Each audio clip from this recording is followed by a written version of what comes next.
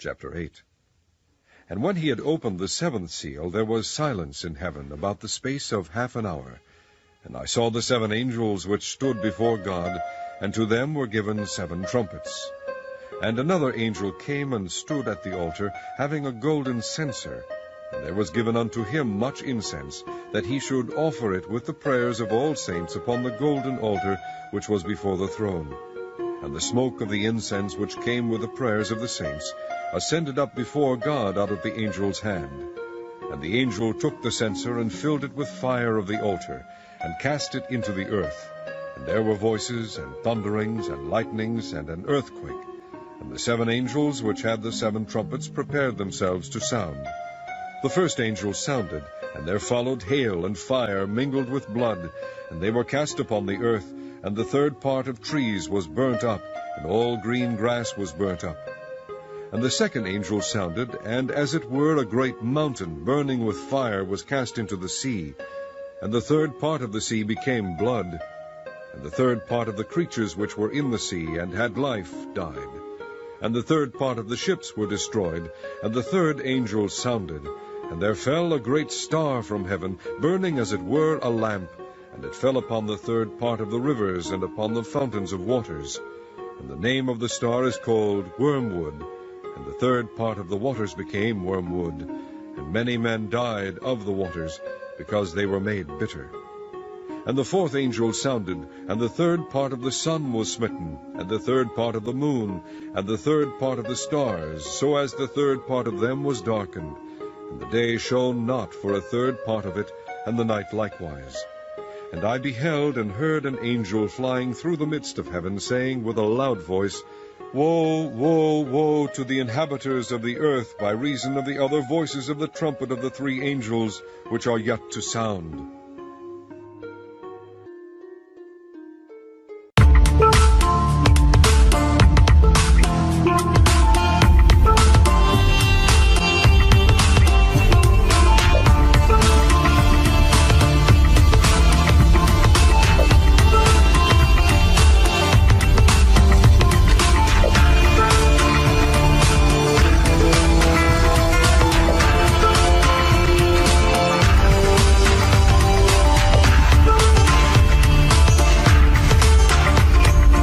We have with us our old friend Richard. Richard's back to talk to us about Nibiru.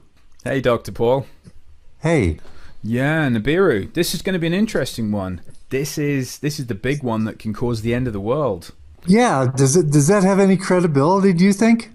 Well, this story's taken a bashing. I mean, it's been around for years, and we're supposed to have had Nibiru hit us in 2012, 2013, 2014. I think we had another Nibiru for September just gone this year, and we've got yet another Nibiru encounter March next year. So it's a bit of a tricky one, isn't it? Well, yeah. Is it a little bit slow coming in? Is it slowing down, or what's the story with its arrival? Well, this is the problem, you see, because everybody's speculating on this thing, and the amount of evidence that's actually turning up on the internet is not looking so credible, you know. And it's interesting to do a story about Nibiru because a lot of people just go ahead and say it's the end of the world. We're going to get hit by this huge heavenly body that's going to come in. It's going to tear off the surface of the earth. It's going to cause untold destruction. We're going to have meteorite showers. It's the proper end times prophecy. So this is the end of the world, or rather the end of an era, because this will change everything if this thing turns up. So I thought we'd look at a little bit of the story behind it, and we'll see if we can find any credibility. How's that sound? That sounds great, Richard. In the past 30 years, speculation's grown amongst astronomers about the existence of an extra planet in our solar system. Astronomers and New Age writers have thought of different names. Astronomers called it Planet X for the 10th planet, or unknown body. New Age writers called it Nibiru, Wormwood, the Destroyer.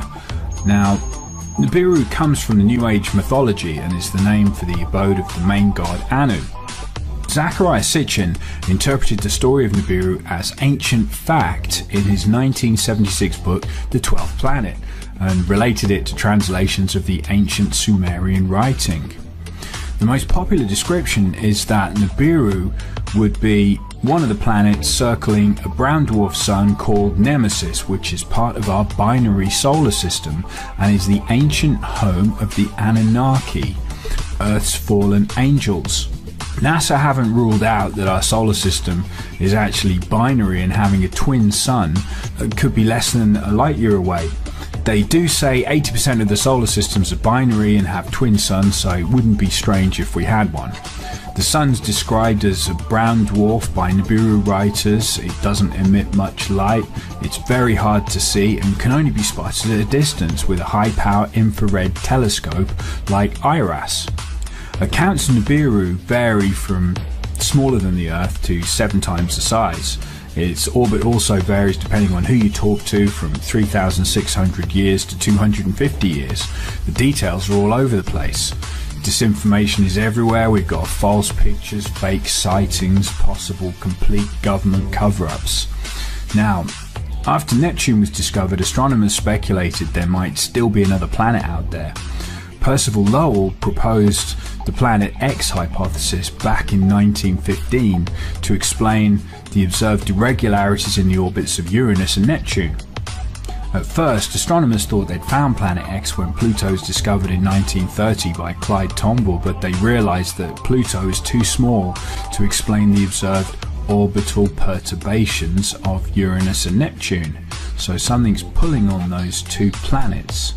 And this all started a new search for Planet X. Let's meet the guy who actually came up with the first set of interesting calculations for it. This is Dr. Bob Harrington. And Dr. Harrington was actually the chief astronomer for the US Naval Observatory. We're talking about the American military here, and they're spending money on this stuff. Now, this becomes a bit of an odd story because Dr. Robert Harrington, he went down there with an 8-inch telescope, and he was making some observations because he thought that he'd found Planet X. Now, the reason he thought he'd found it was because the orbits of some of our planets were being messed around with. So we've got Neptune, Uranus, and Pluto, and they call it it's perturbation of the orbits. So in other words, there's some large other planet. This is how they found all the planets originally. They found the orbits were being messed around with, and they went looking for an object that was messing with the planetary orbits. So they went looking for another body, and Dr. Harrington noticed that we've got a bit of a problem with these other 3 planets. It's an amazing story to begin with, yeah. Yeah, absolutely.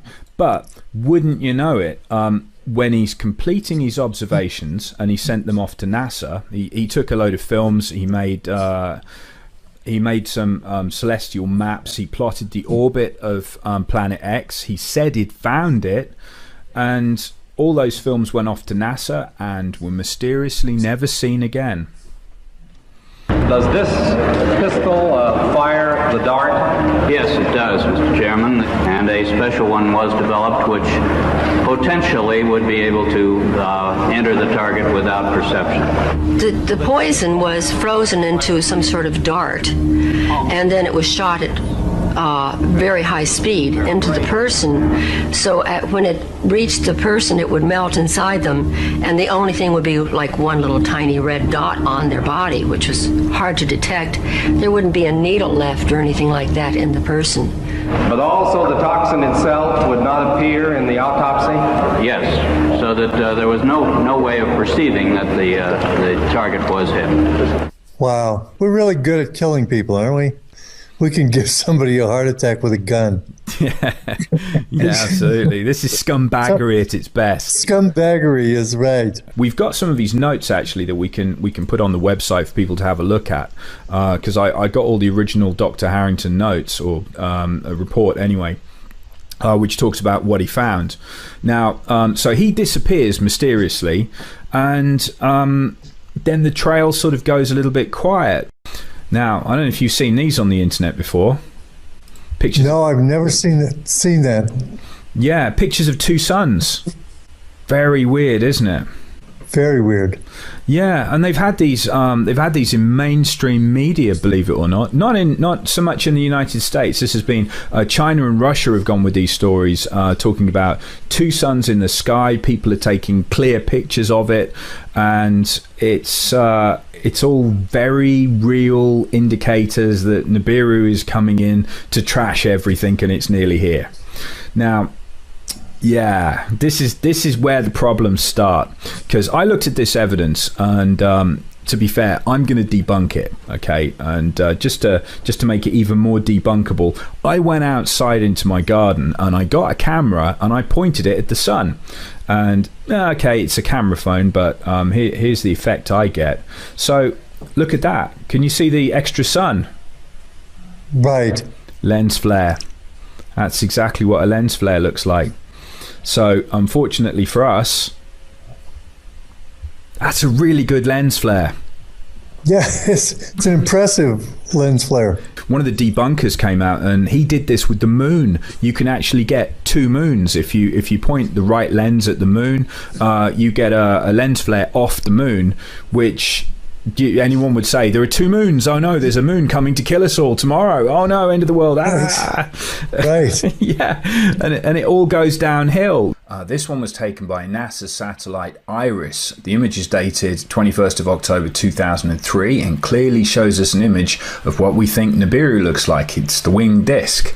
Now, the story was about a NASA cover-up to withhold this image from the public, but when you look deeper into the image to see if it's a fake, I read the writing on the right-hand side. Now, IRIS is a solar observatory and it was launched on June 27th, 2013. 2013, that's 10 years later than the date in the picture, and IRIS only looks at our sun. It's actually called the Interface Region Imaging Spectrograph, or IRIS for short, and it observes the low level of the sun's atmosphere, which is a constantly moving area called the interface region, and it does it in better detail than we've ever had before, and it takes some pictures like this. Now, if you look at the code on it, which is 2003 UB313, that's the code given to dwarf planet Eris, which was discovered in January 2005. So this picture is showing us something which wasn't even discovered until 2 years later, and it was discovered by Palomar Observatory, which was a team led by Mike Brown.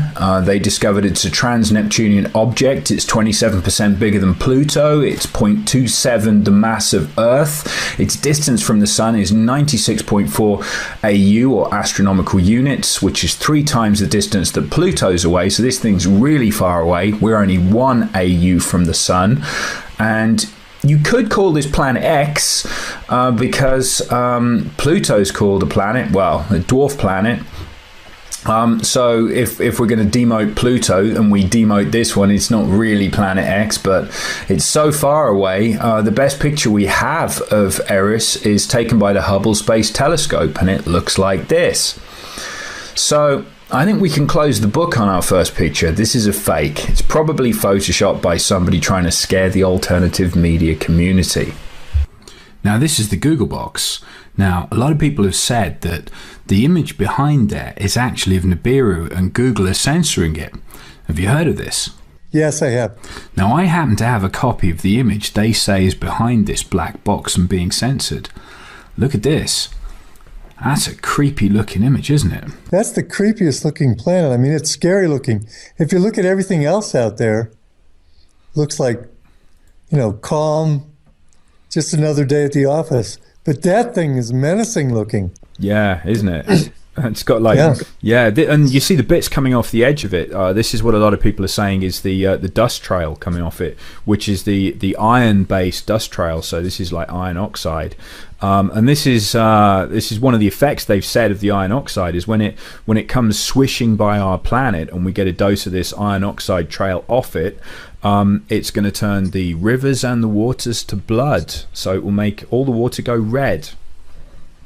It all sounds pretty terrible, but let's take a look, shall we? Here are the coordinates for the black box, so you can put these in to Google Sky and go there yourself and have a look at it. Now, if you put these new coordinates in, you'll actually find that the image we were just talking about wasn't hidden behind the black box in the first place. Google never censored it. Now, I found out the imagery came from STSCI Digitized Sky Survey, so I went there and I pulled the original plates. These were made by POSS-2, which was a satellite. Now, decades before, they'd taken the same piece of sky with POSS-1, which we're looking at. Now, if we set these two up and we do a comparison between POSS-2 and POSS-1, we can see if anything's moving. Now, as you'll notice, Nibiru isn't going anywhere, or I would be Nibiru, because this isn't. So how about we take a quick trip back and we're going to look at STSCI again. Now, let's fill in the black box. So this is the data that was missing from the black box in the first place. Some people would tell you that there's nothing going on here, but who am I to believe anybody? It's best to look for yourself. So I pulled the two images and I got them together. So I've got the POSS-2 imagery, which is slightly clearer, and POSS-1, which is the blurrier older data. Now in the POSS-2, you should find that we can see more because the equipment's better. So if we look at these two images overlaid onto each other, then I invert them, we've got a problem. Now I noticed that we've got 12 stars missing and we've got one major star moving up and down in that image. So you can see over a few decades we do have a little bit of movement. So it's not quite true when people say there's nothing happening here. However, I've got no idea exactly where those stars have gone. They're just missing, which means they've moved quite some distance in a few decades. I'll have to come back to you on that one and we'll give you an update in a future episode. Have you heard about the tunnels that people have been digging? Yes. There's a map. Look at that one. This is all over. Yeah, this is everywhere. Look at it. And it's all over the world. Yeah, it is. Yeah, it is. There's a lot of underground bases now everywhere, aren't there? Yes, there are. Now, if you've known about something for, I don't know, let's give this 40 years, something that's going to happen and it's going to affect the surface of the planet, but you have no idea where it's going to land. I mean, some people have probably dialed it in a bit better than us, because I mean we're shooting in the dark here a little bit. So the only way we can really get any good information is by following the people who've definitely got better information than us, and that's got to be expensive, hasn't it, digging tunnels like that? Right, and they usually don't do it on behalf of the public over here. Although I have heard that in Russia and China, they are doing these massive building projects so that people can be evacuated into them. Have you seen? But not in the West. Not in the West. Not so much. They're for secret. Us. No, absolutely. No. The Swiss have all got bunkers underneath their houses, though. They're always all right. They're always ready, aren't they? The Russians have got underground bases to stash people, haven't they? They've got for the public, that is. That's right. And China supposedly have massive subway systems, that people can be taken. Well, not just that, they've got massive cities with nobody in them. That's right. You remember that? They said, well, it's because of China's economics that they had to carry on building, even if they're building enormous cities with nobody in. I mean, that wouldn't make an awful lot of sense, would it? Just to build an enormous city. Doesn't make any sense. Doesn't make any sense at all. No, but rush it along. I mean, you don't want to wait around too much, because, you know, when people spot that, there's going to be a riot. We know that much. That's right. That's right. Yeah, this is a problem, you see, because I mean, you're either going to be talking about seeing something like that, which is going to scare people enough to cause massive trouble, but it's certainly going to scare the elite into going into a bunker, isn't it? That's right. Do you remember the stories of all the FEMA trains? Right, FEMA trains to the camps with restraining devices, supposedly. Well, yeah. I mean, you don't know exactly what's going to be going through people's heads, because you know all the end times prophecies. Right. Yeah, people are. I mean, don't you think that's going to be right up in people's heads when they say that's what's coming through, and we are in the end times? And by the way, we've got a load of diseases coming, and then they start reading from the Bible, and people start getting a little bit worried because It doesn't say good things, does it, in the Bible when it comes to the end times? No, you have to go through a lot of bad things, but it is a birthing. Supposedly, at the end, it turns out all right. Well, relatively speaking, you've got to go through Armageddon and stuff like that. I mean, right, you have to go through the tribulation, exactly. Yeah, which, I mean, the thing is, when this happens, there's going to be more to come. So if people are reading from the Bible, then there's the bad news that when this thing comes by, it's going to come by again. So this is where it gets really annoying. It's supposed to come back in 5 months and do it again. We have an object that's got a 350 year or so orbit, but this particular time it's going to just swing back unless we hit a tail or unless there's something following it. Oh yeah, this is like a comet tail. You know those wing bits coming off the side of it? Those are millions of miles long. Oh boy. It's going to be like someone's macing the planet. So it's going to... Wow. There's Russian troops in the States, part of the UN soldiers. I know they've got at least 20,000 Russian troops. Yeah, that's amazing. And you know, if you were going to have a third world war with Russia, you wouldn't have tens of thousands of their troops marching around now, would you? No, you wouldn't. You just wouldn't, would you? So all this hype that we're defending ISIS and they're bombing the shit out of ISIS in Syria, that's all just theater? I think what was trying to be done in the Middle East is they're trying to work up to Third World War, because I think they want a Third World War, definitely. Because, I mean, if we're talking about the banksters here, they finance both sides, and war just pays so well. I mean, it's great for them. It's right. It's really good for business. And look at the military-industrial complex. They get to sell loads of weapons. And times aren't good at the moment. I mean, if people said that the economy's recovering in the States, I mean, how many other people would say that's just a massive lie? I mean, it's not looking great. You know, it's the stock market's been blown up again by the banksters, so it looks good on paper, but there's not really a lot of stuff going on there. And how many millions of Americans are on food stamps now? Oh, yeah, there's no jobs in the United States. Service industry is the only thing that happens there. Yeah. Tough times. Yeah, well, exactly. This is our biggest problem. So we've got all this going on, and got all the climate change, of course, because they were very quick, weren't they, to say climate change is our fault. Well, right. Wouldn't it make you feel a little bit strange if I said that climate change isn't just on Earth, it's happening through the whole solar system? Yeah, some people say that. This is a chart going through solar activity. And do you remember we were talking about 12,000 BC when we had our little blip with the sun and the flood? Right. Yeah. Right. Well, if you look at the solar activity there, they've done a chart.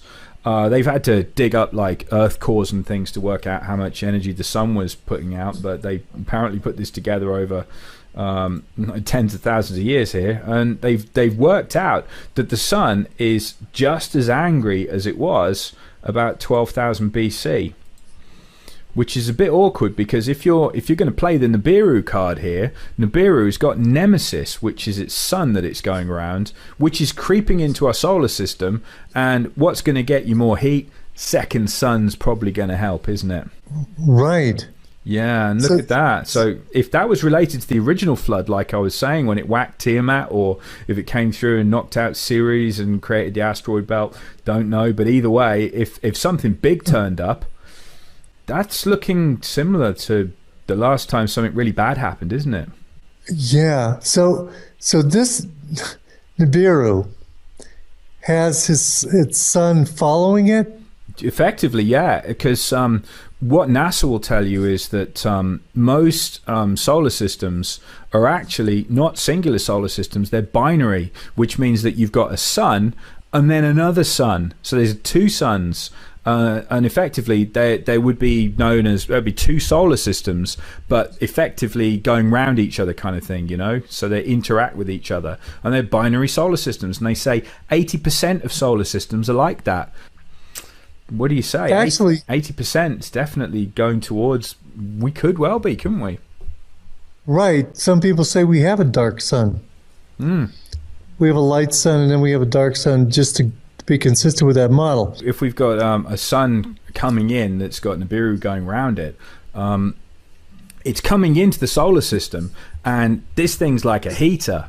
Now, look at what's happened to Venus. See the picture? Right. From 1978, right, where that map of the tunnels was coming from in the 70s, look at that, to 1999, we've got a couple of decades here, and a 2,500% increase in green light coming off Venus. That's a lot of light, isn't it, coming off it? That's enormous. Right. And then look, rapid appearance of clouds on Mars.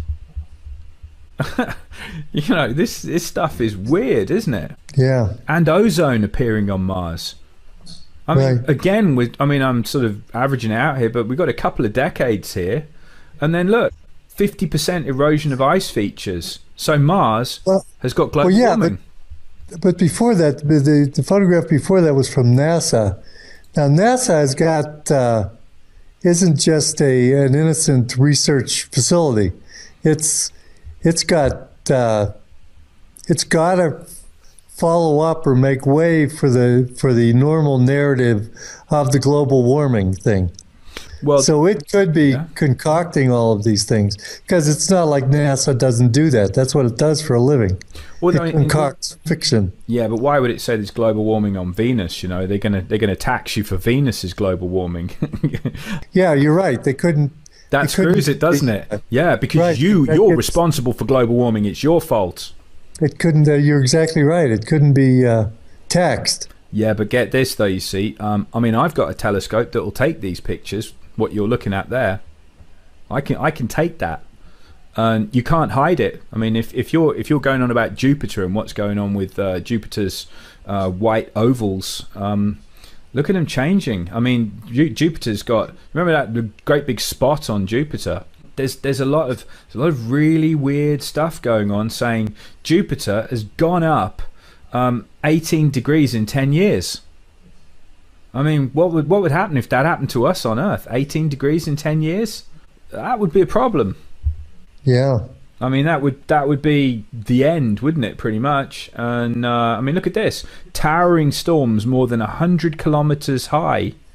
100-kilometer high storms going through Jupiter's cloud deck for the first time.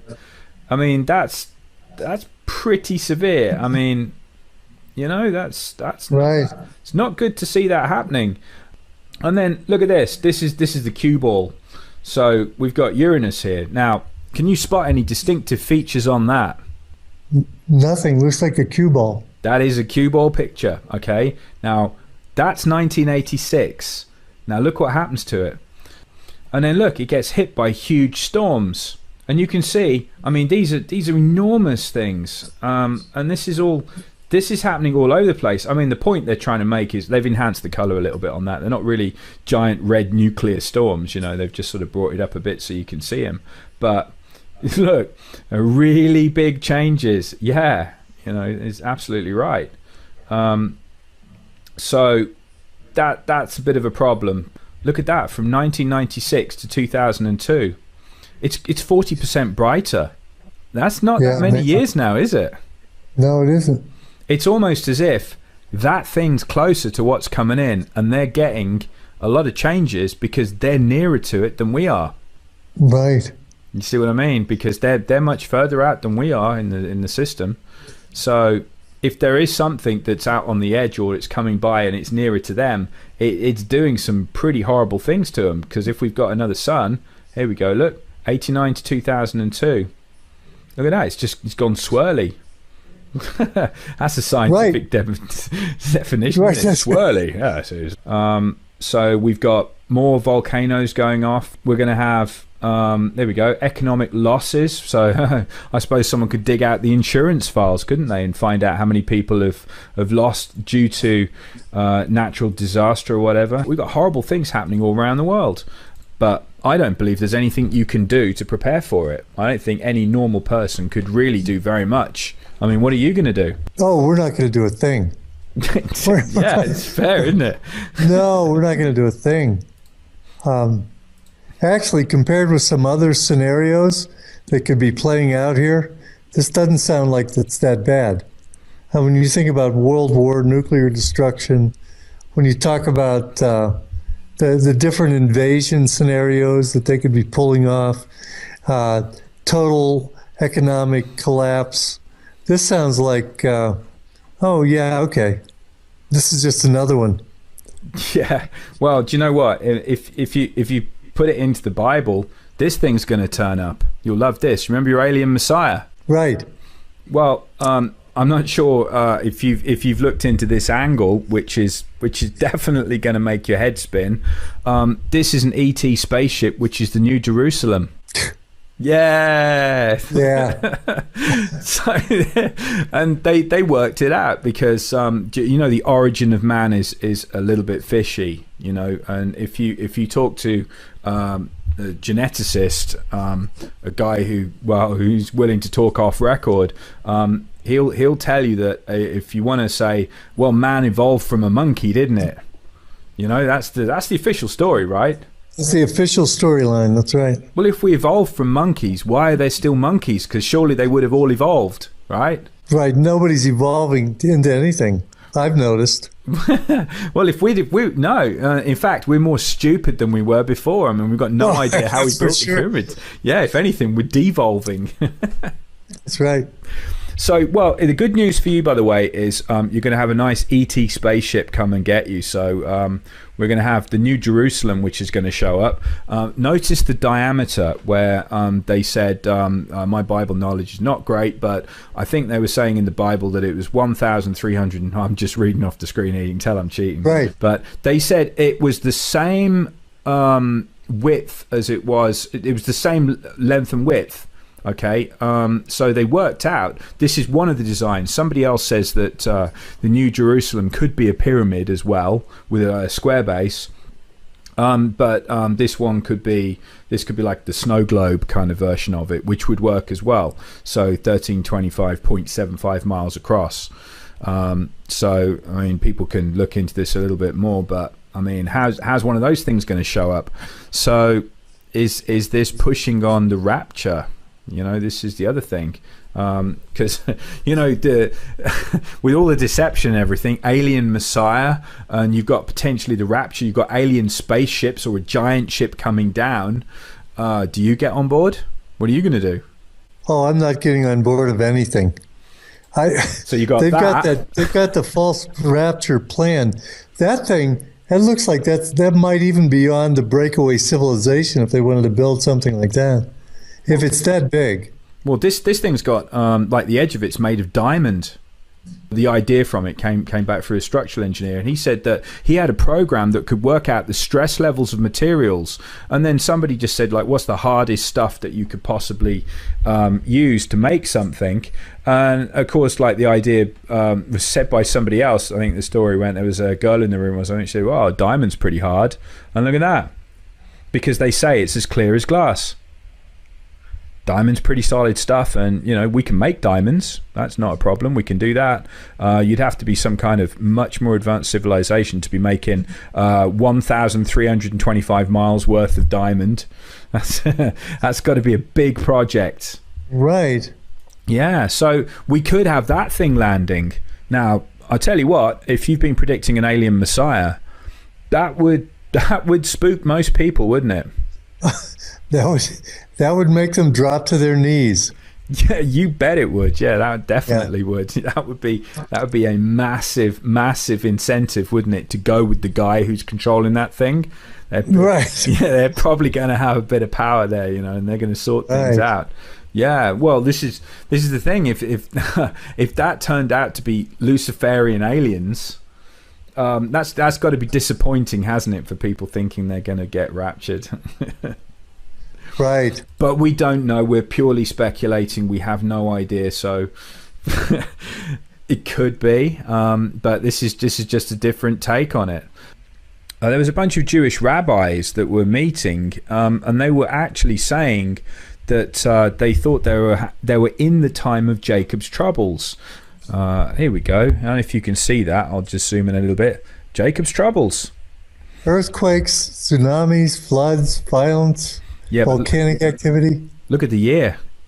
This is 2000 onwards. Right. Yeah, this is like recent. Right. We've gotten through some of it. We have, and we've got World War III potentially starting. I mean, this is what some people in the military have said, haven't they? That in fact, World War III is going on, but it's a stealth war, isn't it? Everyone's got sneaky fighters, but is it really a world war? Are there enough nations involved to call it a world war? Right. I was listening to Alex Jones a couple of weeks ago, and he says that the Pentagon says the World War III is over and we're in World War IV. Yeah, I'm not According sure. to the Pentagon.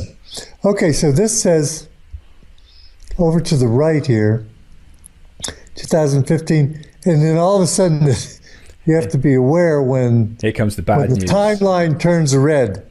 Yeah. You have to know.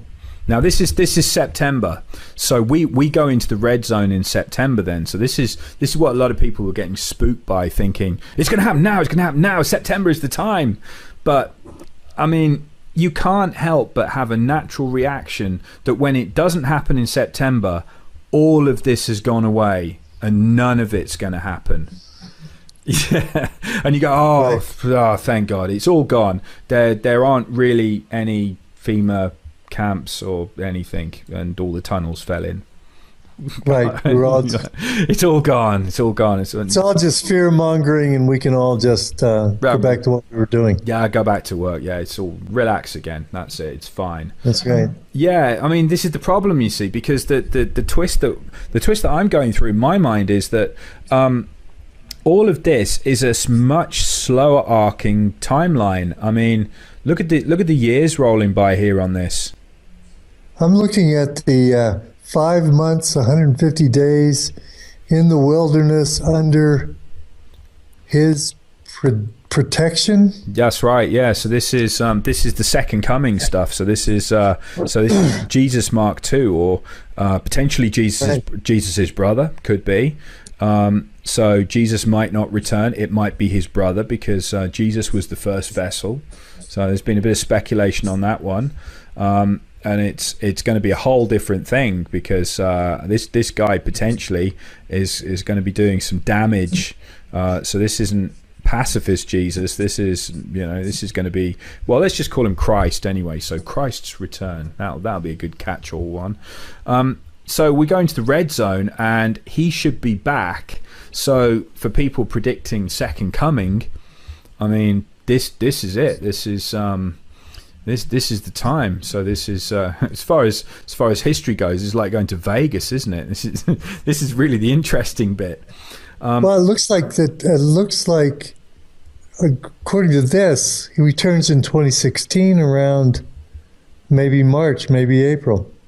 Could be. Is that what it looks like to you? I mean, yeah, people have had all of these kind of dates floating around, and let's call these loose dates, okay? Because you know how some of these predictions go horribly wrong. Usually, always go wrong. Right. But we know for a fact something's brewing. We can't nail it on this, but this is the end times view of it. So if we were in the end times, which much of the stuff on the internet is declaring, this would be the hot zone here. So we'll have a quick look through it, because this is the bit which says, I'm not sure if it says it on this, but it says, no man will know the time of day, because when we get the meteor showers, potentially a sunrise will become sunset, because it will tilt the earth. That'll be tricky. Wow. So you won't even know what time of day it is, because it will just throw everything out. So Joshua's long day, where he had an extra 12 hours, let's say that happens again. But remember, the solar activity is great flood levels, so could be worse, could be more than 12 hours. But either way, it's saying that whatever happens in this, I mean, this is, again, it's pretty much speculation. I mean, but right. if we're going to say no man will know the time of day, the twist is that relating the Bible stuff to the Nibiru story, that if it comes in and does all that, that will fulfill prophecy. And that will be absolutely true, because if the time's been thrown off, if you got up in the morning and it's suddenly nighttime again, I mean, you're going to be lost, aren't you?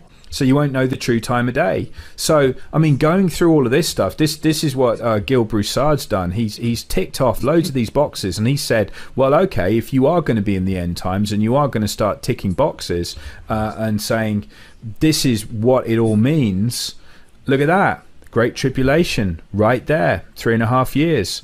So they said the time will be halved. So instead of another 7 years of Great Tribulation, it will be halved to 3.5 years, or no man will survive. I think the words go along those kind of lines. That's right. That's exactly right. Now, the other thing was the Kissinger story, that when he said that Israel would be destroyed, I think the year was 2022, that Israel will be gone before 2022. And that'd be interesting on this, because there's some quite unpleasant stuff just slightly before 2022. Notice Armageddon. That's coming in end of 2020 according to this, and also got New Jerusalem. Wow. So right, it gives plenty of time for an ET Messiah and all those things to work out. This is like really interesting times coming up if you can figure out some way to survive it. Well, if it comes to this, and this thing is coming in, oh yeah, you're gonna have a whole lot of trouble. I mean, you're gonna have 3.5 years of trouble. Right. And they're saying a place of safety in the wilderness, and they're talking about all the rich people. Well, just about everybody you can get anywhere going underground. So underground is the place to be. So you certainly don't want to be out in the open, and you also, well, you're need a lot of supplies. Right. If you start looking at what's going on in the world, I mean, what else could cause this? What else would make people dig holes under the entire United States? Is a third world war going to be that bad that you need to excavate that much? Right. The people that might know what's going on are going underground. So there's got to be something that's causing that. And they're making sure that their minions that'll be left on the surface can survive long enough to keep them safe down there. You know, I think another thing that we should throw into this mix, we were talking about the Queen temporarily vacating Buckingham Palace. That's right. And when she's choosing to do that, when she's leaving in March and she's coming back in the fall or something. I think it was. I think it's the end of this year. Actually, they've said Buckingham Palace needs to have renovation work, and the Queen just can't be there. And I think it will get her out of there through this time period, definitely. I mean, it's all a bit awkward. And I heard that she'd got some land in Colorado, Denver, Colorado. And if that's true, that's where the government suddenly moved to. Because did you know the government moved off the East Coast? Yeah, absolutely. They moved everything. CIA headquarters, FBI, they're all located in Colorado. Probably underground in Colorado. Well, yeah, definitely, because they've got an underground military base right under the airport, haven't they? They sure do. Yeah, and we're looking at the timeline here. So this is potentially the kind of speed this thing's going to be coming in. And if you look there, can you see the big yellow 2016? Right. So let's get into the hot spot here. So this is saying that as we come through November and December, this is going to be like Venus kind of brightness. So this is going to be the giveaway. So let's just say that the timing's wrong on this one. It might not be around March, but this would be what to look for, and this would be the amount of time you would have left until you start getting problems. So if you say that we've got an equal brightness to Venus, I think that's safe to say amateur astronomers are going to start getting it, aren't they? Right, that's what it says. This is when the Chinese astronomers first saw the guest star. Yeah, I mean, we could even tack a few months onto that there and say that they got it out at about the July kind of level. Right. Can we assume that we had better telescopes than they did in China? Yeah, which is why I'm thinking that our March date probably isn't going to happen. I say probably, meaning definitely. Probably, definitely, yeah. Yeah, and So- I so think we've got all the events happening, and everyone's been building up, but they've been digging holes since '78, haven't they? Well, they've had a lot since then. Before, yeah. Yeah, even before then. I'm guessing that this isn't exactly going to be hidden knowledge from the top people round in the major nations. I think they're all in on it, aren't they? If this is a massive conspiracy and they all know that something's going to happen, I mean, we've got the underground stuff that's happened in Russia, we've got military movement all over the place, we've got Chinese cities hanging around with nobody in them that can house 30 million people, because they said that there could potentially be a 600-foot wave, like a giant tsunami. And was it? I think it was higher than that, actually. There's a giant tsunami that's going to take out the east coast of the States. And if that was the case, you'd want to be on high ground, which is why Colorado is a top place to be. The Chinese cities they've built are on high ground. I mean, this is all going back to the previous stories that have been floating around about all these odd places in the world where you've got safe havens underground, you've got bunkers for the elite, you've got places high up which can house millions of people around the world. It's just all a bit peculiar. But I mean, my money still is on it's going to be another miss for Nibiru in March. I think I can't imagine it. We would have seen it, I'm sure we would. Look at December. We've got the faintest stars visible in an urban neighborhood with the naked eye. That's 3 months, isn't it? Just about, if we're in between December and January. Yeah. And that was seen and it was observed, and we've got we look at all the different places that spotted this thing. Well, yeah, they were seeing it for more than 6 months. Yeah, surely we would have seen it. So I think it would be safe to say we should be able to call out March. But yeah, no, they saw it. If this is the same object, we can't really say it's dark and it's hidden and it's infrared and nobody can see it, because if this is the same object, they got it, didn't they? Right, and look at the places it's seen, all over Rome, Baghdad, Beijing. Because we've got all this odd stuff. We've got people who've seen something like this before, and we're assuming that these stories are linked. But if that's the case, it's got to be 6 months, hasn't it? Right, but you are working on a lot of concrete evidence. Even though you don't have the planet, you have historical. Well, we can call it historical data. I mean, because it's in artwork, it's in descriptions, and then we have all the suspicious moves that are going on the planet, building cities, building underground cities, moving to the. I mean, we have a lot of activity that looks like they're planning on having something come in. Do you remember the phantom time hypothesis? No, I don't remember that one, Rich. Well, this would be interesting. Well, they said this picture has got nothing to do with phantom time, but I thought it'd be interesting to put on anyway, because it is the Mayan calendar. Do you remember the 2012 end of everything? Right. Yeah, that was a face palm, wasn't it? It's the end of the world. Oh no, it's terrible. Well, get this. In between, there's a hypothesis going around between the years 600 and 900 AD that those 300 years are actually missing, that somebody messed with the calendars and threw us forward because an emperor just wanted to live later. There was some weird story behind it, I can't remember, but you should go and look it up. There is a phantom time hypothesis, and people have spent quite some time on this and saying that the Dark Ages, actually history was fabricated and they didn't really happen. Now, that'd be a real problem, because that would mean we haven't got to the end of the Mayan calendar yet. It's not 2012. We're in the year 1700 and something. Right. Well, a while back, when during the fall, I think I've told you this before, during the fall of the Soviet Union, the teachers were told absolutely what they had to teach. But after the fall of the Soviet Union in Russia, they decided to only teach what was real. And so they hired a group of mathematicians and scholars, and they wrote a series of books called History, Fiction, or Science, which I got the first volume. And it's amazing. They go through one thing after another. And one of the things was this Gregorian calendar.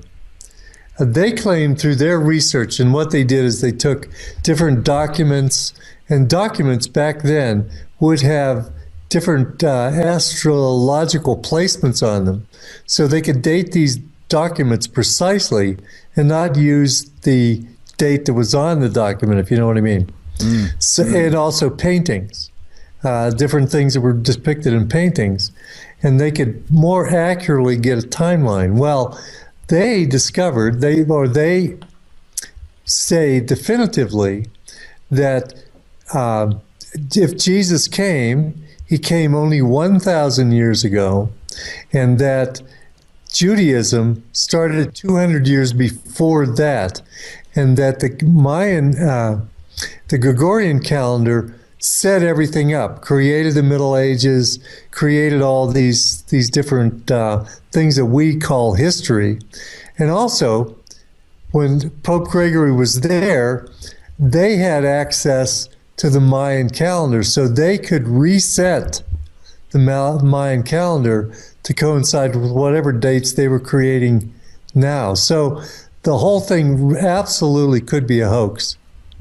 Our whole history, the way we know it, could be fabricated to create the end time scenario to serve the purpose of whoever's purpose it's serving.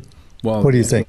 Yeah, well, there was a story as well, talking about the 300 years. If that was true, and we'd lost 300 years, there was a story of a guy who...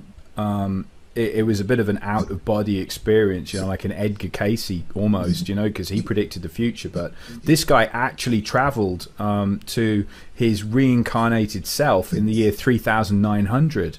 And he had all of history explained to him. And the end times, according to his account, happened 300 years from now. So this was the year 2300. And if anyone's still alive or listening to this or still cares in 100 years' time, apparently we'll land on Mars in the year 2200. So the end times come in the year 2300, when population of the Earth has got so high, because it doesn't look like it's going to stop growing, does it? And we're gonna hit the limit where we have food shortages, and these are the end time prophecies coming in saying there's going to be a problem with food and everything's going to go wrong. We're going to get the war coming and everything, and this was described to this guy as the year 2300 or thereabouts. So I can't remember the exact dates, but it's about 300 years away. I don't care because I won't be there for it unless I'm... Well, 300 years away, that would coincide with the next returning. Well, look at this. This is the Mayan calendar. Do you see those things all around the edge? Yeah. Do you remember the original, the paintings that we saw, which looked a bit like that? Yeah, look at that. Yeah. Look at that. That's amazing. Now that's creepy, isn't it? Because if that's showing every time it's come round, this is irregular, isn't it? Right. Yeah, the Mayans have got this in a few times. So if this is coming round, and look at the top one, I mean, there's something meaner at the top. So I don't know. If we've got 300 missing years and it throws this back to 2300, maybe the 2012 stuff was all just to blow it off, because in 300 years, are you going to be looking back at the Mayan calendar? I mean, that's ancient history, and it never happened, did it? No, it didn't. No, the Mayan calendar was a huge miss. It wasn't the end of the world. I mean, it could have just said it's the end of an era and there'll be a new era. But if we're all running out because all our calendars are wrong, I mean, that just throws everything out, doesn't it? I mean, even trying to correlate in history, it's tricky. But if we've got some decent accounts of bits of history that haven't been messed with, and we're only talking a few hundred years back, and this thing is the same object as we saw only a few hundred years ago, well, we could have a problem. But we just don't know, do we? There's evidence scattered everywhere, but it's thin, isn't it? Right, exactly. It's all guesswork. And the most interesting thing is we don't really have any pictures of this. There's a lot of activities going on that looks like they're expecting something horrendous. Yeah. to happen, and not just things caused by the control system, like the hippie movement in World War II and stuff, that these things that are coming in, they couldn't even be orchestrated. They couldn't even be feigned by the control system. They have to be definitely from an external source. Do you think we could say that? Well, if you wanted to throw in some geoengineering, that makes things iffy when you're making the land and the sky into a war zone, because we got HARP, haven't we? Right. We have HARP, and they are popping off probably volcanoes and earthquakes that wouldn't be popping off, and they are creating weather events. I mean, the California drought has been shown to be a HARP intervention, and they're doing those kind of things, and they are they are the ones that are building the underground bases. Yeah, and if you were planning a HARP war with other nations that have the same technology, you know who's going to suffer the most. It's going to be people on top side, isn't it? Right. But I don't think we can take this story and we can throw it away and we can say, well, it didn't happen in 2003, I think was one of the times it was meant to happen. It just keeps coming back. The Nibiru story is always there, and people are like, nah, this is pure fabrication. This is made up crap. It's just not going to happen. And at the moment, I can't say that I've seen anything that would mean that it is going to happen. We've been told it's behind the sun, it's hiding somewhere, there's always some kind of reason why we can't see it. But when it does pop up, I think at the very least we'll have 40 days notice on it. But I think this is one of those stories that you can kind of tuck away in your top drawer and just go, It's not going to kill me, but I'm not going to entirely bin this story, because there's some strange stuff going on, and people have seen something that looks awful like this before. Even if it isn't Planet X, there's something swinging around every 350 years that's causing a lot of trouble, and we're about due for another one. Maybe not this year, maybe not next year, but there's something out there, and I think it would be a good idea to keep an eye out for it, don't you? Yeah, I think that's a good way to put it. That's a good way to frame it. Don't discount it, but also don't build a 2-mile deep shelter under your home because you're worried about Nibiru. Yeah, just get good at stealing other people's bunkers, because something's right. going down and you can't afford what they've got. That's right. And when you superimpose the Bible prophecies on top. Now, the Bible prophecies, granted, there's a lot of latitude, a lot of ways to interpret those, but they do seem to fit pretty nicely over this return of Nibiru. I think that's another thing it's safe to say, that there are bad things happening, and it's bound to get worse unless more and more of us wake up and realize that a lot of it's being done to us by people who have technology that it's even beyond our conceptualization. There's probably a lot we could do if we were all awake and aware of what's being done to us now. Yeah, I think whatever it is that's going to happen, I think the way that we're going to survive is certainly together. And I think if you're on your own, you're not going to make it, whatever's going to happen. Right. I think that's really a great way to end our discussion, Richard. We're going to have a lot better chance of making it if we're awake and we're together and not waking up to what's going on. Well, thank you very much, Richard. This has been more than fascinating.